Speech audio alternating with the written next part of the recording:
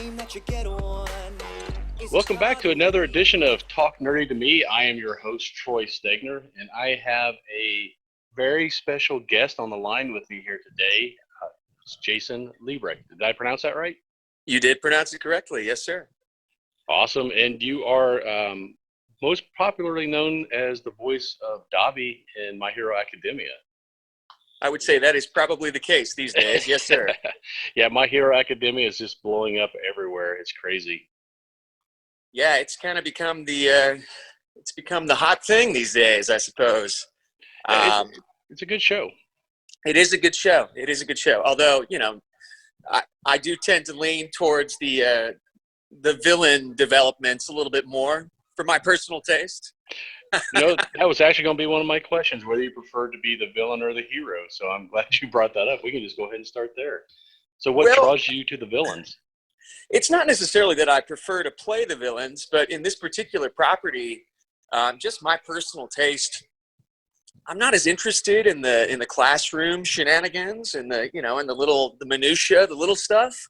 When you get to those dark warehouses with all the bad guys, something's about to happen. Something's up. So that's just what intrigues me as an audience member, and that's just my personal taste. As far as what I enjoy playing more, though, I'm open. Honestly, I enjoy it all, and I don't know. Everything presents a unique challenge, villain or hero, and I've played my fair share of both, I suppose. Dabi's a bit on the fence, though, if you ask me. We don't know quite what his motivations are just yet, and I suspect there's a little bit more to him than meets the eye. Yeah, villain and hero, that's really just a matter of perspective a lot of times. Indeed. So, I don't see too many characters that are evil just for the sake of being evil. They always have a motivation underneath them, like you said, but Dabi's hasn't really been solidified for us just yet. There are a couple rumors out there, and I know nothing, I will say that, but there's some intriguing theories. Yeah, the fans make up some good theories, that's for sure. Okay, I see you do a lot of voiceover. We know that you're voice of Dabi, but you also have some acting credentials under your belt, and you've done some voice work for video games. So between those three, are there a lot of differences between the three? And if so, can you tell us about that? I always look at it like, it's all acting.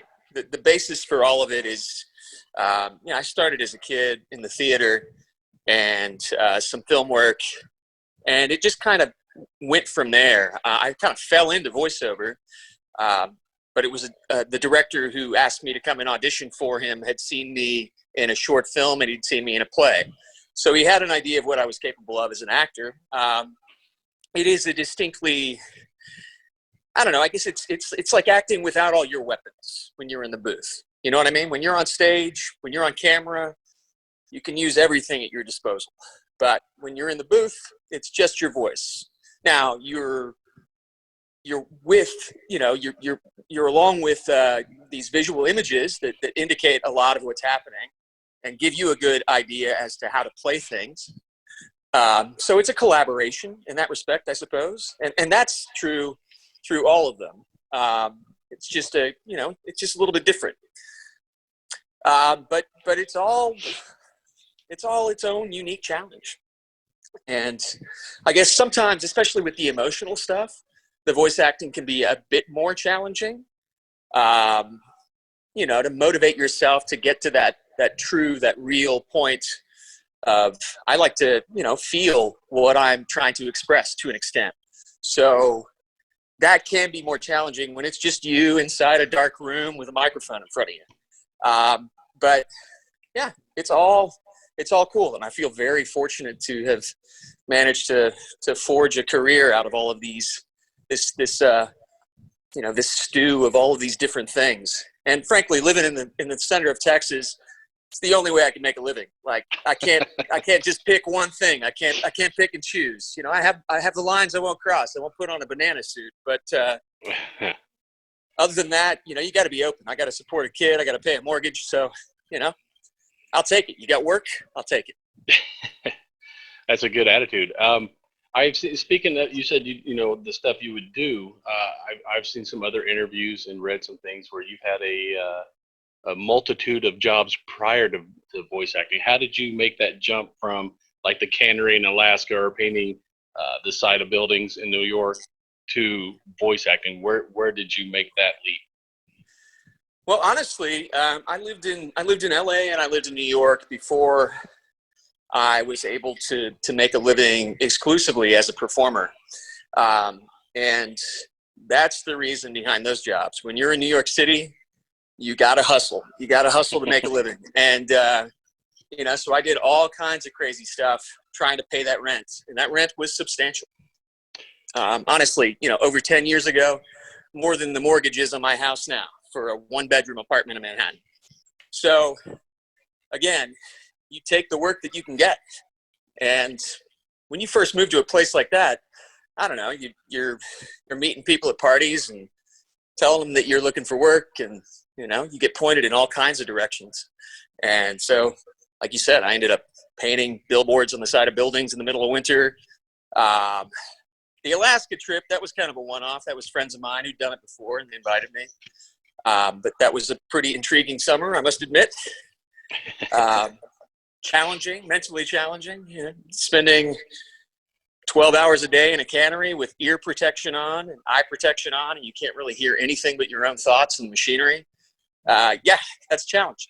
I don't necessarily need to do that again. But I guess when I moved back to Austin from New York for my theater company to work on a play, the theater company got a little bit more popular gradually over that first couple of years I was back, and we were touring a lot, and that actually paid pretty well. And then at some point, somebody who'd seen one of these plays and seen a short film production, like I said, who happened to be a director for ADV Films, we ran into each other at a birthday party at a bar and shut down the bar together. And at the end of the night, he said, you know, I like your voice. I'm having some issues with one of my actors in this show I'm working on. It's an anime. Are you familiar with anime?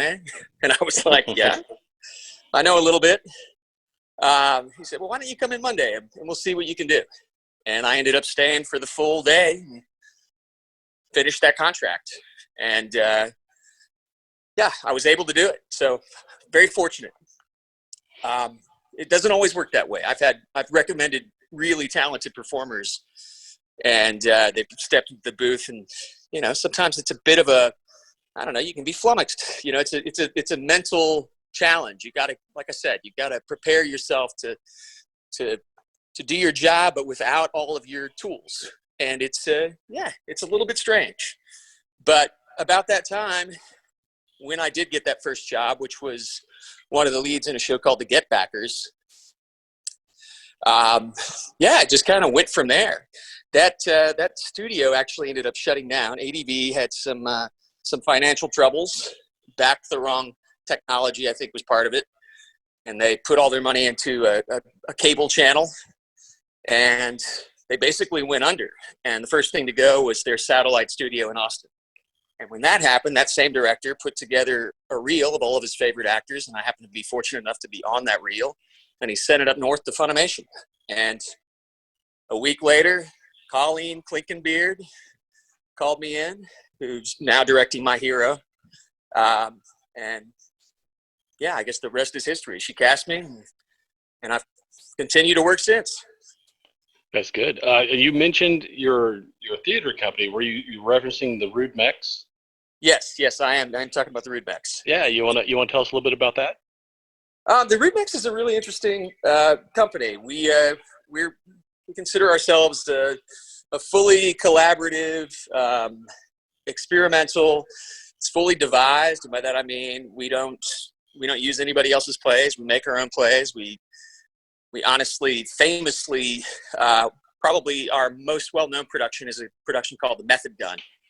And The Method Gun we joke about it in the play. It's kind of a meta thing, but The Method Gun is about a theater company that has a guru that employs all of these truly dangerous methods that are, you know, you risk your life to perform. And so we developed this play for 9 years. And we would show it on and off in that period in its various iterations as it kind of evolved. But yeah, that's been a really informative part of my life in terms of who I became as a performing artist. And honestly, work like that is helpful for me in all realms, including the voiceover. Yeah, it's a challenge to make your own work and put it in front of people, and people pay to see it. That'll put a fire under you. Yeah. So are the Rude Mechs still traveling? And if so, where can people see the schedule to come and watch one of the plays? Well, the Rude Mechs do have a website. It's rudemechs.com. And that's RUDEMECHS. I have not been as involved in the last few years of my life. I went through some personal change, had what amounts to a divorce and a forced house sale and all kinds of stuff that's, probably too depressing to get into in an interview. But they're still going. I'm still invited. I've still got my parts, but I haven't been able to perform as much. I share custody of my 11-year-old son. So to take away all the nights in a week and have a sitter here just doesn't seem, it's not as ideal for my life as it is now, if that makes any sense. Yeah, perfect sense. But okay. But yeah, they're still going. They're still making work. And yeah, I think we were just invited to come to upstate New York and perform the Method Gun in the next few months. But I'm not sure exactly what's on the schedule. I haven't looked at the site in a while, but rudemechs.com will tell people how they can check them out. If you had the option to be in any TV show, movie, or anime that you haven't been in, series, license, what would you pick? What is it that you want to do that you have not yet done? Oh man, wow. Do they need a new Wolverine? I'm not sure. Actually, I don't think they've cast him yet. So yeah, I'd take that one. That'd be nice. That's a career builder right there. I mean, indeed. Hugh Jackman's done it for how long? Oh wow, 20 years? I'm not even sure. That's probably longer than he's done it. Quite a while though. Quite a while. So you're picking you'd want to be in Marvel as Wolverine. I mean, like I said, that question earlier, based in Central Texas, I've become an actor who I'm not super picky. I don't want to do something that's bad, obviously. Nobody does. But, any number of opportunities that presented themselves, I could find something that was intriguing to me in it, 9 times out of 10. And I find that to live that way is a better way to live, it makes more sense, especially when you do something like I do for a living. It's not like I've got a job every day of the week.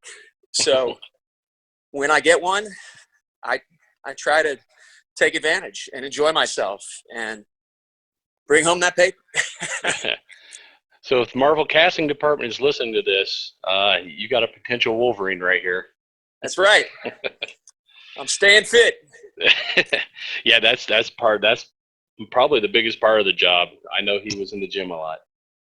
He was in the gym a lot, and I've already got metal in my leg. Yeah, barely seen the motorcycle accident back in the day. It's titanium. It's not adamantium, but close enough.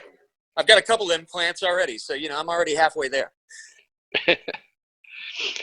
Okay, I've saved the hardest question here for the end. This one might take a little thought on your part. I usually ask this of everybody I interview, and I get differing opinions on this. So I'm interested to see where you're going to fall on this question. And the question is, cake or pie?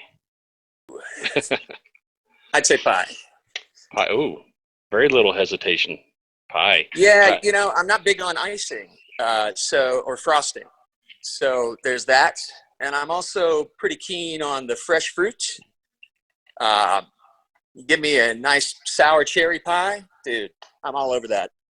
I take that over just about any dessert, honestly. Wow, so not just team pie, you pie over every other dessert. Well, no, I mean, it depends on what's available. But I'd say if you want me to make a choice between those two, not thinking about any of the other intricacies involved in the question, I'd say pie. Well, I have to say you are in the majority. Most people are picking pie. Really? I'm Yes, surprised, sir. man. Yeah, as am I. So. Are you a cake man? Yeah, actually, I am more. I like a good red velvet cake.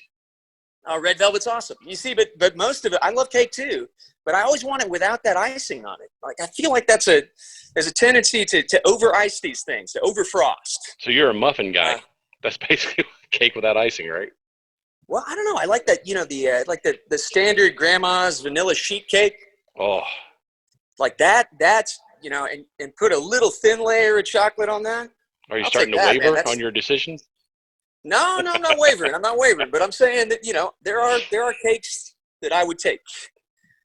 Now, you could put me in a position where you say coconut cream pie versus fresh red velvet cake with very little frosting, and I take the red velvet cake. So it's situational. It is situational. It's most definitely situational. But the blind choice, pie. Yeah, well, like I said, that's the majority. You're firmly in the majority on that one. Interesting. That does surprise me, I must admit. Okay, well, Jason, I know you're a busy man. I don't want to keep you on too long. I wanted to thank you for taking the time out of your day to talk with us. And we are really looking forward to seeing you in El Paso Comic-Con in April. Yeah, man, me too. I'm very much looking forward to coming. Great. Then we will see you then. Sounds good. You take care. Get nerdy with me. Tell me what game that you get on. Is it card or read? What kind of class do you play, girl? In an RPG.